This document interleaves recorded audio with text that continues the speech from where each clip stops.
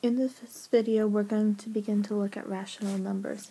A rational number is any number that can be written as a quotient of numbers in which the denominator is not 0.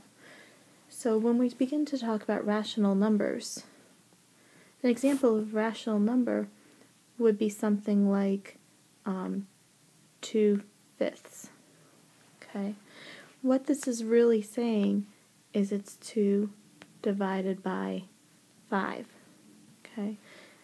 And when we begin to talk about a quotient, we're basically talking about two numbers that are being divided, in which the answer, in a sense, 2/5, is the quotient. So one important thing is that the denominator cannot be 0. So this number down here cannot be 0. Because that would make the number undefined, because you can never divide by 0. You could have 0 divided by a number, but you can never divide by 0. So therefore, any fraction, a rational number, is any number that can be written as a fraction. So, for example, an integer, let's say -4, is a rational number because it can be written as 4 divided by -1. It could also be written as -4 divided by +1. Okay, so it's a quotient. Decimals that terminate or end, so for example, 0.25 could be a rational number because it could be written as 1/4, 1 divided by 4. It could also be written as 25 divided by 100, even though that's not fully reduced. If I had -2500ths, that could be written as -1 divided by 4. It could possibly be written as 1 divided by -4. So when we learned what you learned on Friday night or over the weekend about how we divide negative numbers, if I have a negative rational number, it means that either the numerator or the denominator need to be negative. But I have to have a negative divided by a positive or a positive divided by a negative to get a negative. Similarly, if I know that 2500ths equals 1/4, I could also write it as -1 divided by -4. Although we usually go for the simplest answer, which it would be both positive numbers. And as we learned while watching the video in class, the video was from from a website called Math Snacks, and the link is also on the textbook website. But if you go to mathsnacks.org, I think, and it says, I think the video is called Number Rights, but it deals with the rights of numbers on a number line. Fractions and decimals, rational numbers, act just like integers. So if I'm going to label my number line, let's say this is 0. Okay. This might be 1/6. This might be 1/3 or 2/6.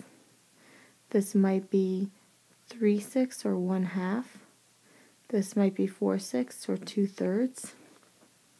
This might be 5/6. This might be a whole 1.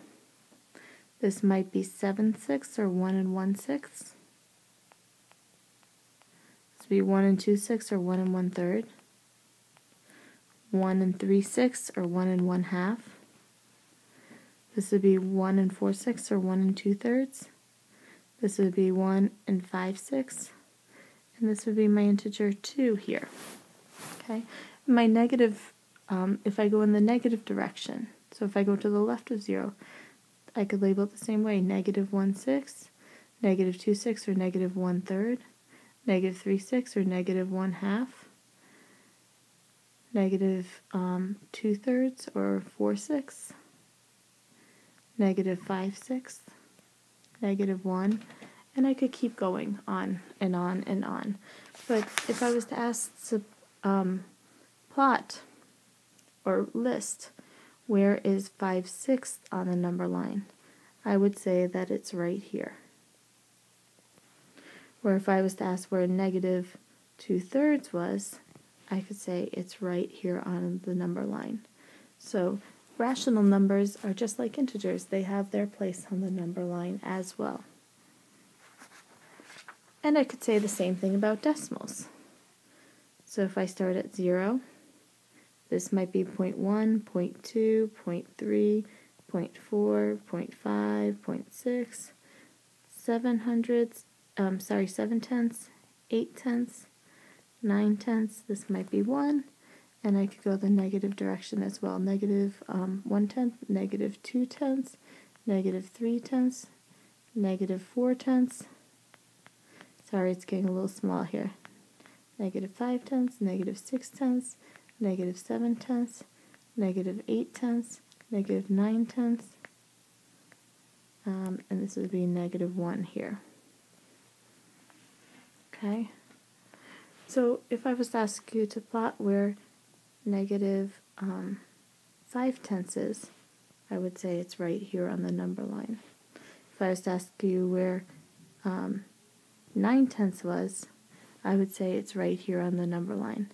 So we label our number lines in terms of what we need to divide the integer up into so that it's at an appropriate place. So if it's tenths, okay, I could also divide the number line into hundredths.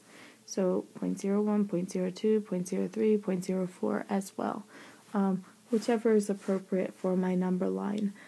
Traditionally 0 is put in the center, but depending on how I need to divide up the number line, I, for example, might only choose to look at this part of the number line if I have to divide it up into much smaller parts. So, this is a horizontal number line. As part of your homework, you might also need to make a vertical number line. In which case, if I was to draw the number line, I would draw it straight up and down. Where I put 0 here, my negative numbers would go down, okay, much like a thermometer in a sense, where my positive numbers would tend to count upward as well. So this would be another completely valid way of doing a number line. Hope this has been helpful, and good luck with rational numbers.